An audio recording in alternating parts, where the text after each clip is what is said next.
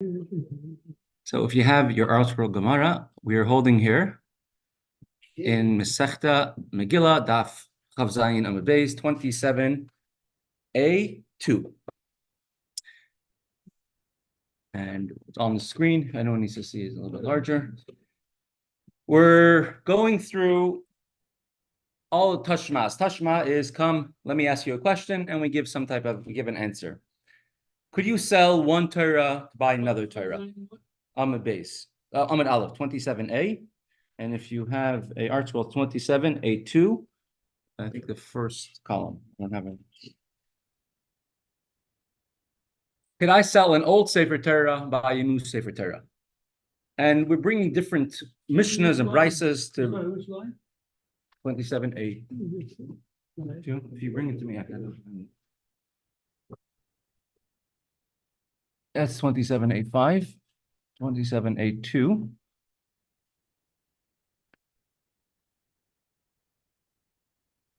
Over here, the second paragraph. In English. When we brought several. I want to see it in Jewish. In the Jewish, Okay. We brought several proofs about can we stack a Sefer Torah one on top of the other, right? As this picture so eloquently made it out. And there's some shul in Yerushalayim where they do this every year by Hakafas. We brought different proofs. When you roll up a Sefer Torah one on top of the other, we went into the halacha. If anybody wants to read it, it's printed up over here. Halacha about which svarim could be stacked one on top of the other. And to see if there is a holiness, inherent kedusha in one type of sefer over another. A Sefer Torah is the highest level of holiness. Can you sell it in order to buy a new Sefer Torah? If it was done already, for whatever reason, so then you could sell it in order to buy. If the Sefer Torah was sold for whatever reason, but after the fact it was sold, then the funds have to be used to buy a new Sefer Torah. However, if it's in terrible condition, right. So is this still kosher and usable? Then that's a whole discussion of this Gemara over here, and we haven't yet came to the conclusion. So now we're going to come to a very, you could say, contemporary idea. Rabbi Heller, who was the head of the Kollel for young married guys in Crown Heights. It should be Lubavitch, right? Lubavitch, yeah. I mean, he originally was Brisk, and he became Lubavitch later on. He's a grandson of Tosfos Yamtiv, Rabbi Heller, a very big Talmid Chacham. So he would, when he speaks to the Kollel, I remember one time him saying that so many people make achnasa Sefer Torah, a dedication for a new Sefer Torah. And he said it's more important, instead of making a dedication for a new Sefer Torah, to take that same amount of money you would have paid for a new Torah, say it's $50,000, and to pay tuition for boys or girls in yeshiva and school who wouldn't be able to afford it. True, one is an everlasting, lasts forever. It lasts for many, many decades. It has a name on it. People dance with it. And if you pay tuition for somebody in yeshiva, it's not going to be any plaques about it. You're not going to have crowds about it. In 2 years, it'll be forgotten. But it's more important, he says, to pay tuition for yeshiva, for someone to learn Torah, because a Jewish person learning Torah is a living Torah. More important than to dedicate a new Sefer Torah. I have an amazing story over there. Can we do it post here, if possible? Yeah, and he's an absolutely special person, and definitely he was sure. So this is what we go. This is what we're up to now in the Gemara, discussing what's more important: to learn Torah, or could you even, or to buy a new Sefer Torah, or could you even sell a Sefer Torah in order to learn Torah?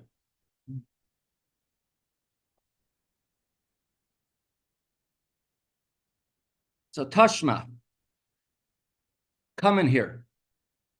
Amar Rabba Bar Chana, says Rabba, the son of Bar Chana, Amar Rabbi Yochanan Mishum Rabbi Shimon Gamliel, the name of Rabbi Yochanan, in the name of Rabbi Shimon ben Gamliel. So going back all the way to the Tanoim. Lo yimkar adam Sefer Torah yashan likach beichadash. A person should not sell an old Sefer Torah in order to buy a new Sefer Torah. Seemingly, this answers our question. Could you sell a Torah to buy a Torah? And we have a clear teaching from Rabbi Shimon and Gamliel. They cannot do it. The Gemara says not so simple. Hassam, over there where Rabbi Shimon and Gamliel said that one cannot sell an old Sefer Torah to buy a new Sefer Torah, mishum pshiyusa. That's because you're worried about somebody will be negligent. Somebody goes ahead and sells an old Sefer Torah. They get whatever money they get for it, $25,000. He has money in his bank account. He might conveniently or somehow forget to buy a new Sefer Torah with it. So therefore, he says he cannot do it. Or maybe there's no more Sefer Torah available on the market somehow. Oh, yeah. And the funds might just get lost somehow. Not up to my standards. Right. Interesting. I have a sister and brother-in-law of mine. They're shluchim in one of the areas of Palm Beach in Florida. And there's someone who lives over there who is very into buying new Sefer Torah. Wait, your brother, what sister? I have 9. Oh. Yeah, I forgot. and so there's a person over there who likes dedicating. In all the shuls where he lived in the past, he always dedicated Sefer Torah, and he likes refurbishing old Sefer Torah. So one of the Sefer Torah. So he wanted to get them a new Sefer Torah for their shul. Does you think it's your brother-in-law? Yeah. No, not my brother-in-law. This particular individual who wanted to dedicate a Torah. He dedicated Torahs before that in other shuls, but now then he got another home over there in Palm Beach, and he wanted to get dedicated a Torah for them, but only to take an old Sefer Torah and to give it a new lease, to have it fixed up and made proper.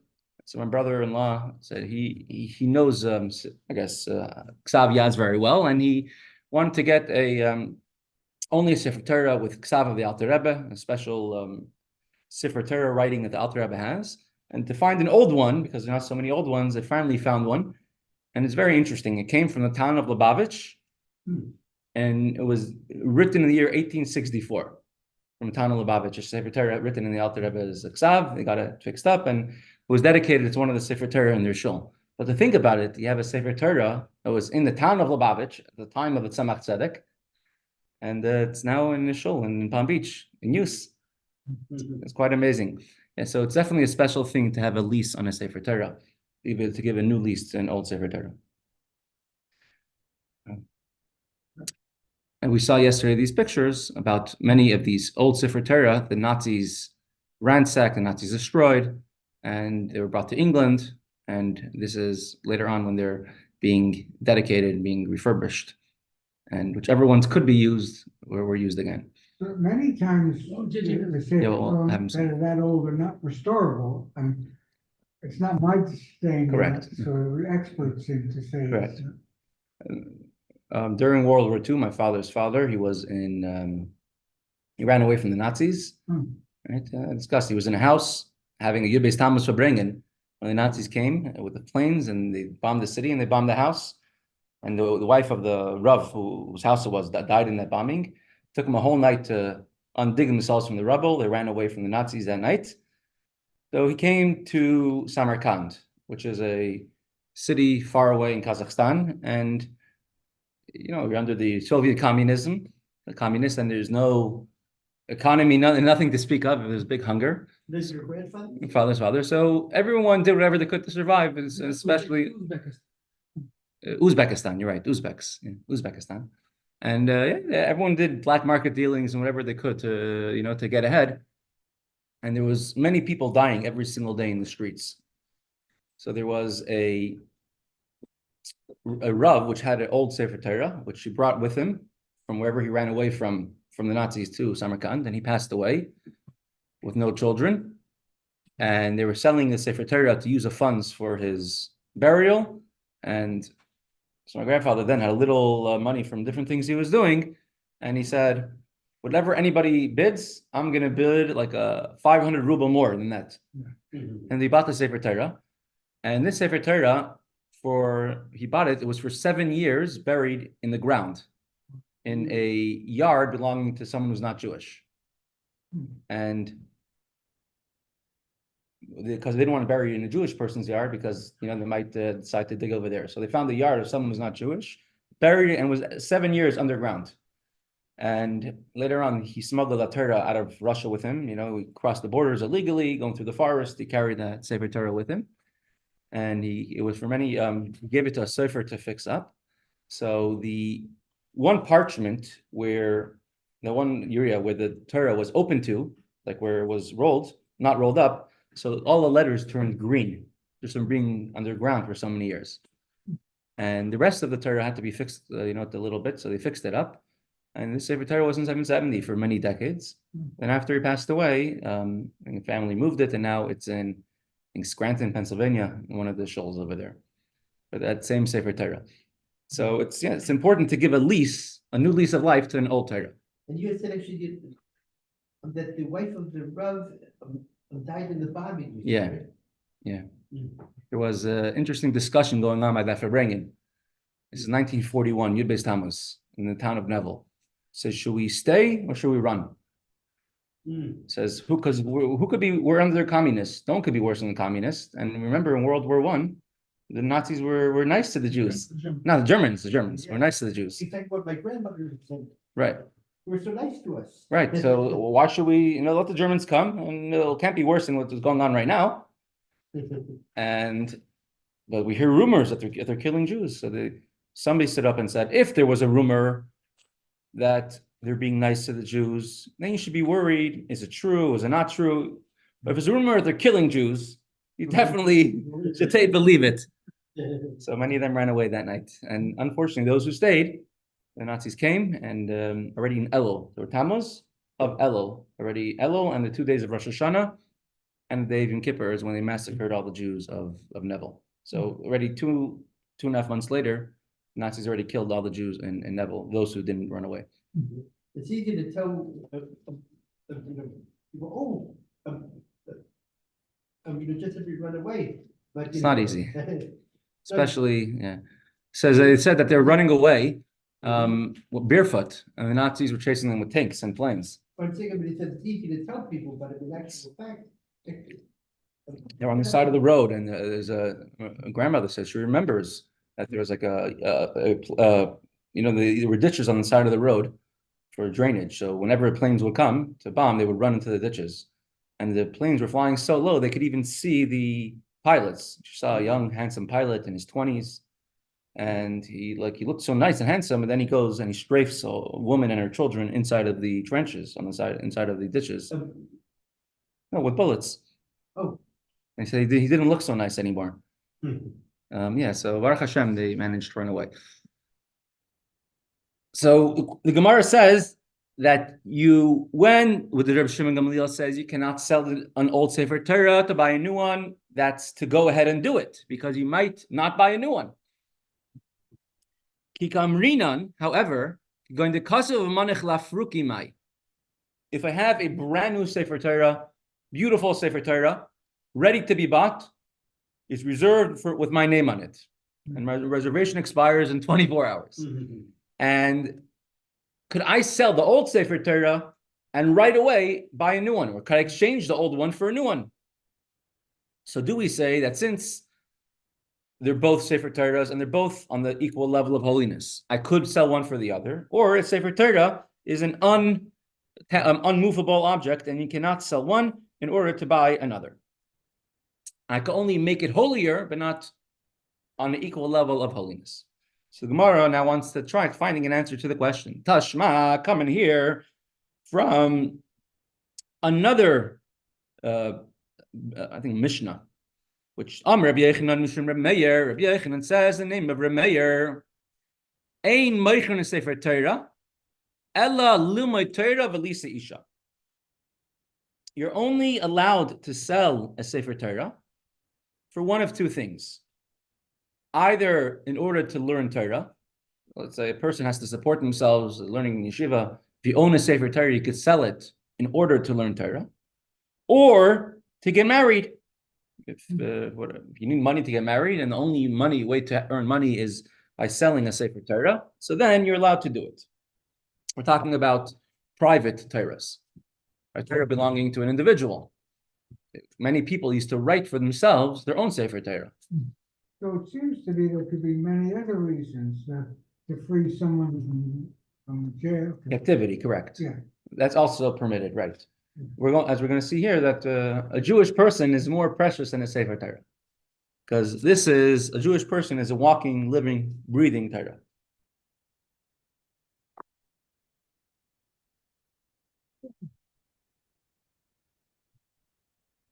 And you're only allowed to sell a Sefer Torah in order to learn Torah or in order to marry someone. Learning Torah means paying tuition, paying the fees to learn Torah. So we see how important that is. Rabbi J.J. Hecht, there was one time he was a Rav of a shul, and he was a tremendous, you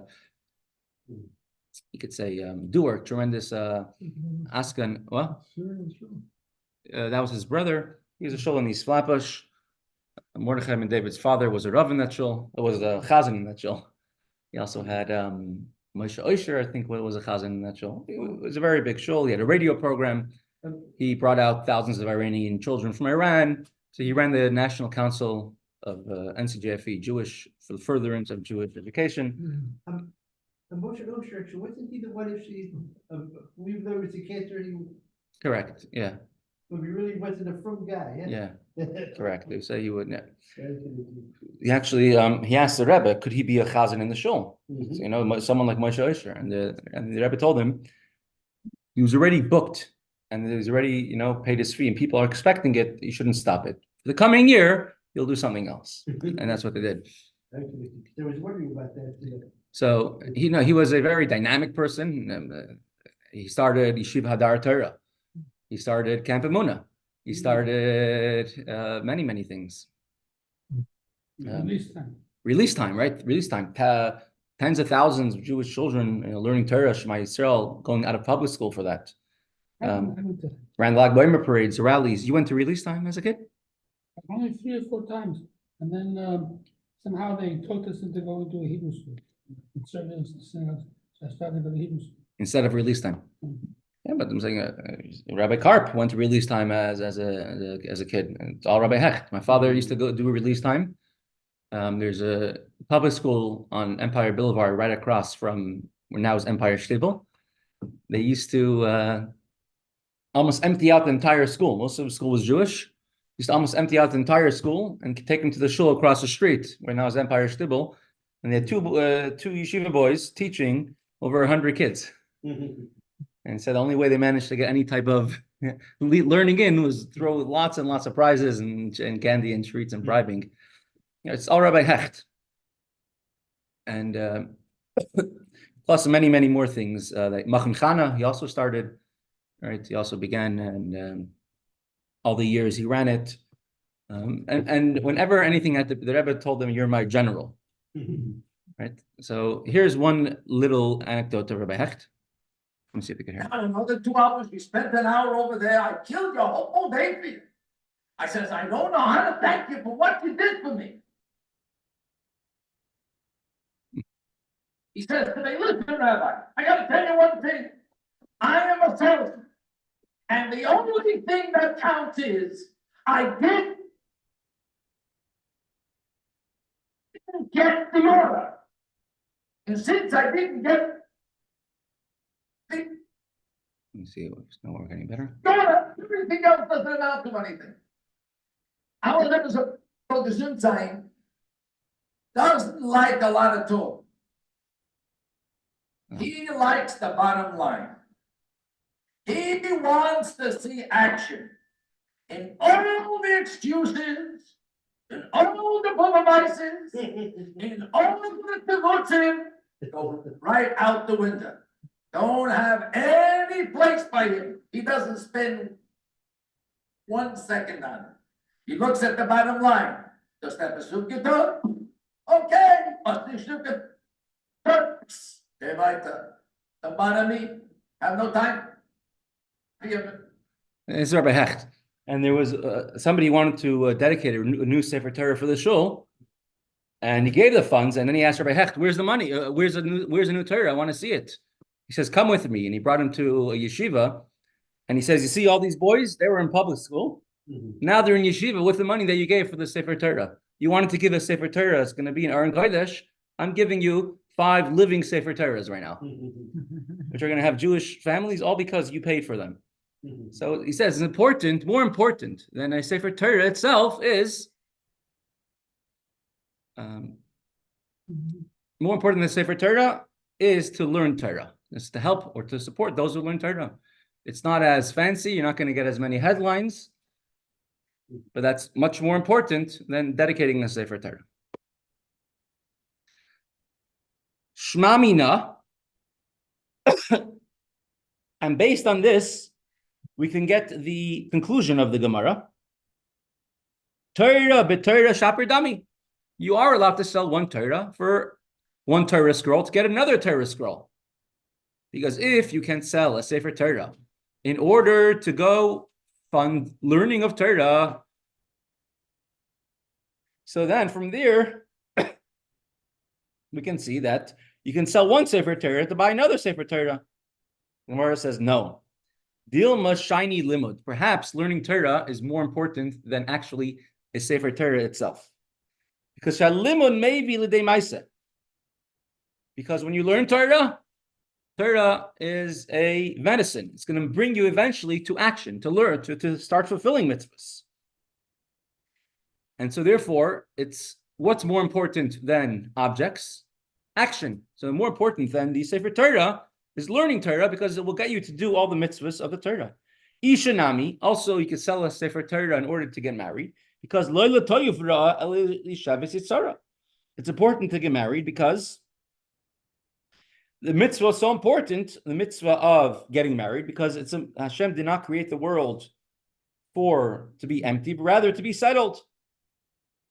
So getting married, said even if it's not for, even if you're not having children definitely is settling the world. But even getting married without children is also a portion, it's also a part of settling the world as well.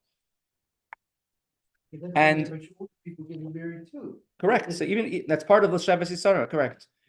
And the Magen Avram actually ruled, this interesting tshuva that he has, that you could sell a Sefer Torah in order to help orphan girls get married, in order to help for their wedding. Mm-hmm. Right. It's a tshuva that he writes. A very interesting. So therefore, you see how important it is to get married. How important it is to learn Torah, pay tuition for those who can't learn Torah otherwise. That even is more important than a Sefer Torah itself.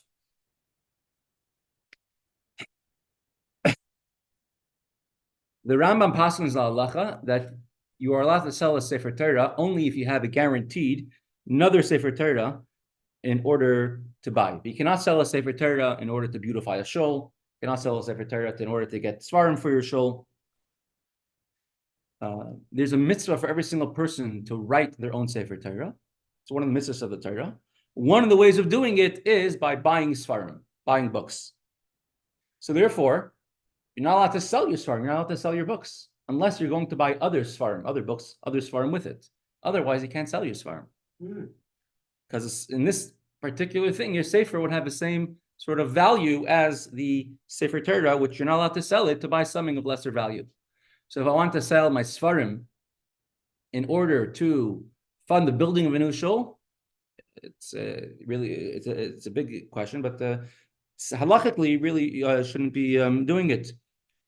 We see nowadays a lot of people would sell their svarim. There's a website I think called the Svarim Exchange, but they're doing it in order to buy another sefer, another book. If you have a nicer book, you're going to get a nicer sefer for it. There's one more point, which is that a Sefer Torah shel yachid, a Sefer Torah which does not belong to a community, but belongs to an individual, there is more leeway. There's more leeway allowed because they say perhaps a Sefer Torah, which is an individual, the owner could do whatever they want with the Sefer Torah. Many bar mitzvah boys get presents, and then the person buys them some svarim, some books for their bar mitzvah. But then they want to exchange it for something else. Because let's say they got 10 sets of, I don't know, 10 sets of shas, 5 sets of shas. They want to exchange it for something else. Yeah. So it all boils back to this Gemara over here. And the Taz writes that when the present was given to the bar mitzvah boy, it was given with the stipulation that they could do whatever they want with it, so then it never really entered the possession of the bar mitzvah boy or possession of the one buying it. It was made in such a way that they could exchange it. Could people that But if you got 2 sets of shas, one is it's of no value to you. You Correct. don't need to. So when the person is giving it, the person should have in mind that if the bar mitzvah boy wants to exchange it, he could. Yeah. Right. For example, many of them come with a gift receipt, right? That you could exchange it for the value of what you got. When you're doing that, you're saying that understand that you could exchange it for another, say for another book. Let's say the bar mitzvah boy wants to exchange his set of shas that he got for a menorah. So he would be allowed to do that too, because it was bought with such a stipulation in mind. Yeah. so could, What if he wants to exchange his shas for baseball cards? So probably But depends. he has permission to do whatever he wants. So you're saying, does the gift receipt have that in mind as well? Yeah, good question. so should when you buy a sefer, can you have in mind, that I can, to do that, in terms of buying it, but with the stipulation I can, Return it and get the value? could you, or? You could. Yeah, I think you could. Yeah, if that stipulation was in mind, then any stipulation which you make in advance, it's fine. I see, so there's, If you want to make sure that they're only going to get svarim, you should give them the gift. You should give the gift receipt only to a store that sells svarim and nothing else. I see, But if it's an Amazon and then they return it, they might buy something else with it. But it's supposed to buy for yourself a sefer, right? Correct. And you can make a stipulation for yourself then, right? You make a stipulation for yourself as well. Correct. I see, so that could be a leeway to get around it. Correct. Yeah, but you have to make sure to make that stipulation. But in actual fact, I don't like to give up any sefer I had. I mean, it's theoretical, but it's good to know just in case. Correct. Fine. So we're going to go from here to some halachas, a little more about Shabbos.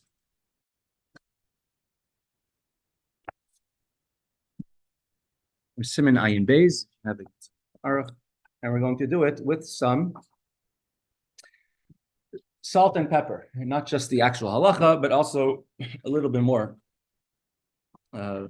pirushim from different tzaddikim and a little bit of pirushim chassidus. We're holding halacha zayin in Siman Ayin Beis, chapter 72. Halacha zayin. So Monday, Tuesday, Mr. Hashem will do V'yadaita Moskva. We have the Maimer of the Rebbe Hershel, but we have it split up into lessons, the 30 lessons. So we'll go through that one by one. I have the Sefer here. If anybody wants a copy, you could order it on Amazon. It's a very enjoyable way of going through the Maimer, not just the facts, but the application of it. And 2 days a week, we'll learn halacha, learn halacha Shabbos right now. What sefer is that? It's V'yadaita Moskva by Rabbi David Vigler. Rabbi David Vigler. It's more than just a translation. It's lessons in the Sefer. So Yachin Basar V'Dagim Yafim At'amim V'Yayim Meshubach K'fi Yechalto. One should prepare good food as much as possible for Shabbos. We did this yesterday. We're holding last time. Ches. Afilu ani should be Israel. Even a poor person, someone who cannot afford much. Yizdades, these amitz lanigas Shabbos must do the most they can to make Shabbos delightful.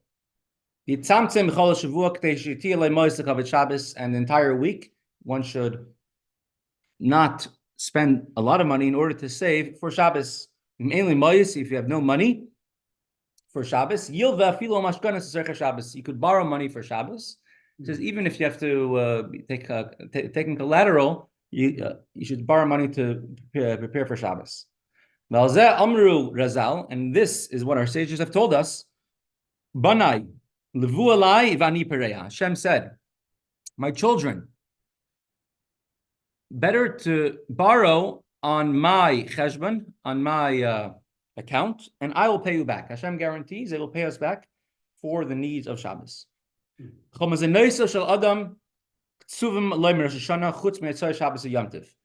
everything is decided on Rosh Hashanah, as we learned in Kuntur Sumayan, except for the expenses of Shabbos and Yom Tiv. And we have also tradition, also the expenses of your children's weddings. I remember Rabbi Watson was Say it saying, again, the expenses. Of your children's weddings. I remember Rabbi Watson mentioned one time, I'm sure he was dealing with the question of, on one hand, a Russian public creed, on the other hand, it's what section of the Mishnah. I just don't remember what he gave as an answer. So you remember what we learned in Kuntur Sumayan? No. Oh, yeah. We learned it, Oh, yeah. that it's decided in Rosh Hashanah as like the pledge, and every day we have to bring out that pledge into actuality. Yeah. Right? It goes from Atik and Arich. It goes into Chesed of Atzilus on Rosh Hashanah. Mm-hmm. Throughout the year, every day we're bringing it down from the Chesed of Atzilus down to this world. Mm-hmm.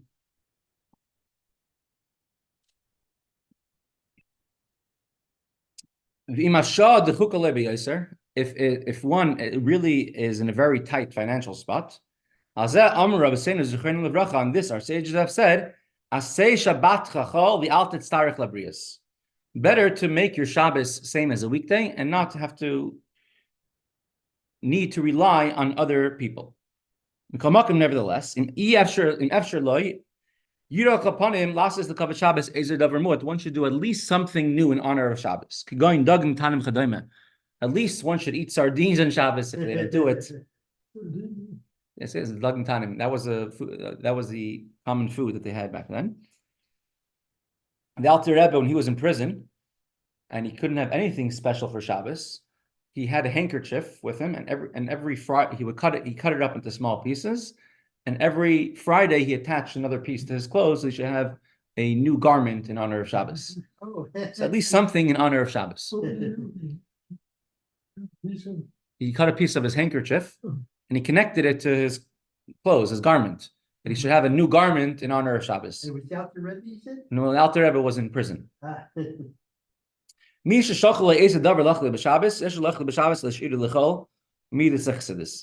Shulchan Aruch paskins, the Alter Rebbe paskins differently. Says that one who, if you were sent food for Shabbos, you can't use it on the weekday, you have to use it on Shabbos. Alter Rebbe says that's the best thing to do, but it's not really an obligation. There's a well-known story about a chassid, Rabbi Tzvi. He was a great chassid of Tzemach Tzedek. He, until the age of 40, barely knew how to read Hebrew till the age of 40. Well, that's like Rabbi And Tzvi. correct. And even later on in his life, he had a hard time learning and understanding. I say Hebrew words were very hard for him, except when it came to Chassidus. At that age, he has a story with the Alter Rebbe. He had tremendous desire to learn. There was like a young 20-year-old student who was returning from the Alter Rebbe and was repeating the Gemara of the Alter Rebbe, and he tried hard over and over to understand, and he couldn't understand the thing, and he paid for the person to stay in his town. Almost ended up being almost another month, first a week and then another week, and he paid him more and more and more.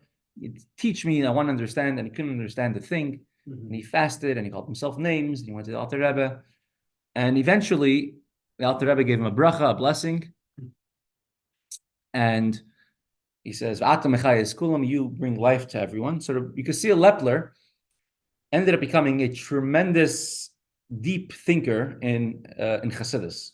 And I didn't reach it. It was only in Chassidus. Only Chassidus, because he received a bracha from the Alter Rebbe. The Friedrich Rebbe brought him as an example, as someone whose achievements happen as a result of the bracha of the Rebbe. Therefore, the bracha didn't transfer to other areas of Torah scholarship. It was specifically in Chassidus. But Imre Bina, the Mittler Rebbe, was written for him, which is a very deep mamarim.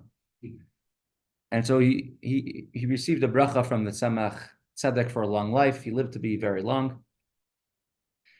And there was one time he came to the Tzemach Tzedek for Pesach. And for all the important, prestigious guests, the Tzemach Tzedek would send provisions for the Seder. So he sent them matzah and maror and wine, charoses. He sent them to the important guests that came, including Rebbe Lepler. So the night before Pesach, night of B'dikas Chametz, Rebbe Lepler is getting ready for B'dikas Chametz, checking for Chametz, especially the avodah of checking for your own Chametz inside. And he's really having a very hard time, preparing for it. This was the one that you was giving special bracha by the Rebbe. Yeah, correct. And he gets a knock on the door, and he gets a knock. He opens the door, and it's a Tzemach Tzedek's Misharis, attendant, Rebbe Leivik, and he says the Rebbe sent this for you, and he gave him a package of matzah and wine and maror, haroisas for the seder. So right away, because Lepler said, if the Rebbe sends something, it means that's something that I need right away. So he took it all, he put it into one big cup, the matzah and the maror and the charoises, and put it into one big cup, and he ate it right away. And then he continued getting ready for the B'dikas Chametz. Comes the next night, the night of the Seder, and he knocks on the house of the Tzemach Tzedek. He says, Rebbe, help, I don't have anything for the Seder. I don't have any matzah or wine for the Seder. So they open the doors. Lepler, what's happening? And so he comes. They allow him into that Tzemach Tzedek Seder. He says, Rebbe, I have nothing for the Seder. So the Tzemach Tzedek asks, you didn't receive the package that we sent you? He said, yes, Rebbe, thank you so much for sending it. I was not able to start B'dikas Chametz until you sent it. Once you sent it, I was able to start the avodah of B'dikas Chametz. So Tzemach Tzedek laughed very much, and he says he could stay by my Seder. Later on, he said he received enough avodah for 15 years, work for 15 years, for being at the Seder of the Tzemach Tzedek. The Rebbe explained the story, and the Rebbe says, was Lepler, he didn't know what matzah and maror was? Obviously, he knew what matzah and maror was. But what he saw to himself was that he right now had a dilemma. How should he approach doing B'dikas Chametz? The Alter Rebbe took a whole night to check for Chametz in this one-room house because of the avodah of B'dikas Chametz. So how could he prepare for it? And if he gets a package from the Rebbe, that means the Rebbe is here to help me for what I'm doing right now. So that immediately he went and took everything he got from the Rebbe and helped him do the avodah of B'dikas Chametz. And what will be later, says the Rebbe, will worry about it then as well. And that's what ended up happening. But the idea was that if something was given to me now, it's a sign that I have to take advantage and to use it now. Tes. Ein lasis melacha. Derech keva be'erev Shabbos, one should not on Friday do any type of labor that is a labor which one is a set thing. And one shouldn't start painting their house starting from half hour after midday on Friday. If it's a temporary thing, you're allowed to do it. If you need something done for Shabbos, you're allowed to do it even that day. So if you need your kapata sewn, a button sewn on Friday, you're allowed to do it even close to Shabbos. On Friday afternoon. Usually you shouldn't start sewing on Friday afternoon, but if you need it done for that day, it's okay.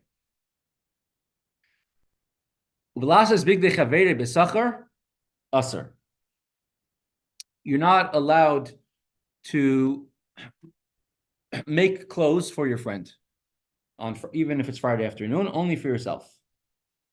However,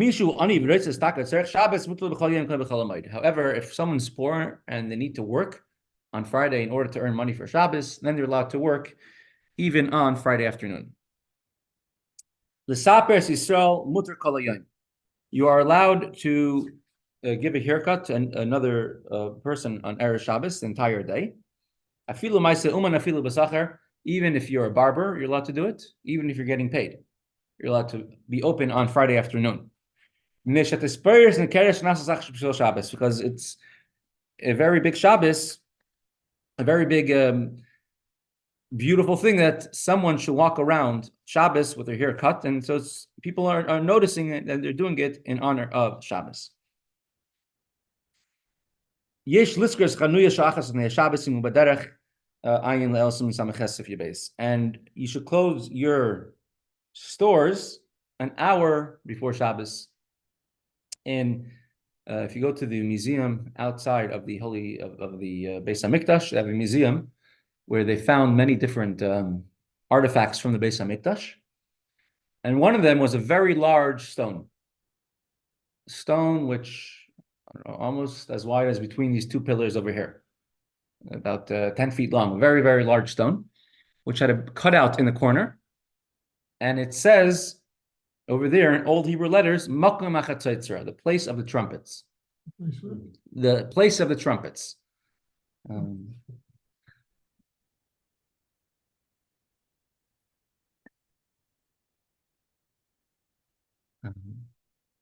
I'll find it while we go. It's in the Mishnah Mesechta Shabbos says how they had a place in Eretz Yisrael, a place by the Beis Hamikdash where there was a trumpeter, someone with a trumpet would stand on the wall of the Temple Mount, and he would blow a shofar blast. One blast would be that people should close their stores. One blast, people should come in from the field. 2 blasts, people should close their stores. 3 blasts is that to get ready for Shabbos.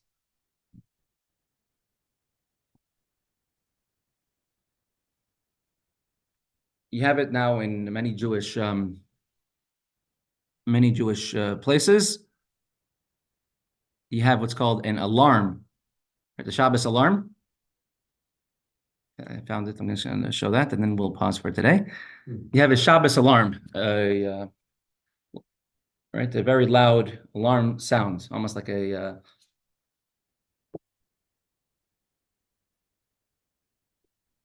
alarm type of sound. Welcome to the Journal. Today we're here next to the trumpeting place. What is the trumpeting place and why is it so significant? The trumpeting place is an interesting and a unique feature of the Temple Mount. It was located right here at the top of the southwestern corner of the complex above the Robinson's Lounge and near the Gates, which were the main entrance to the Temple Mount during the time of the Second Temple. The trumpeting place is a raised platform made of stone and is the spot where Jewish priests, the Kohens, used to blow the silver trumpet, called the shofar, which is made out of the kosher animal horn to signal the beginning and the ending of Shabbat, Saturday, or other religious holidays. The tradition to announce with the trumpet sound took place in Jerusalem during the Second Temple period, and it is mentioned in several places in Hebrew scriptures. Also, the historian Yosef ben Matityahu, famously known by the name Josephus Flavius, writes that in Jerusalem it was customary to blow the trumpets at the top of the Temple Mount area, and the pole was built on the top of the mountain in a place where one of the priests used to stand every Shabbat evening and blow the trumpet as a sign that the night comes. In the late 60s, an amazing archaeological discovery happened while archaeologist Professor Benjamin Mazal was excavating this place where I'm now standing. Professor Mazal found a stone block carefully engraved with fine lines, and in its inner part, a legible square Hebrew alphabet, which read Lebet Atkiya, which means to the place of trumpeting. Right now, we are standing next to the stone block, except that the part with the text is only a replica, and the original stone block with the text was cut out to avoid theft. The original text currently sits in the Israel Museum in Jerusalem. As you can see here, the first word is translated as to the place, and the second word of trumpeting, giving the phrase to the trumpeting place. The subsequent words of the inscription are cut off. The third word, leha, which is incomplete, has been interpreted as either declared or distinct distinguish, given either to declare or to distinguish, where the words in square brackets represent what scholars predict to be the full version. The inscribed stone was probably thrown over after the destruction of the temple and the city in the year 70, where it remained for nearly 1900 years until Professor Mazal found it. The trumpeting place was built in this strategic point because it overlooked the crowded area, and it was believed that the sound of the trumpets and the shofar could be heard throughout the entire city of Jerusalem. This is presumably true, as its location was a vantage point in terms of acoustics, which amplifies the sound of the trumpet all over Jerusalem. This served as a reminder for the Jewish people of their religious obligations. This special stone block can be found near the place it once stood, and indeed tells the story of the temple and its destruction to anyone who sees it. Thanks for joining us on the journey to uncover the historical place of the trumpet.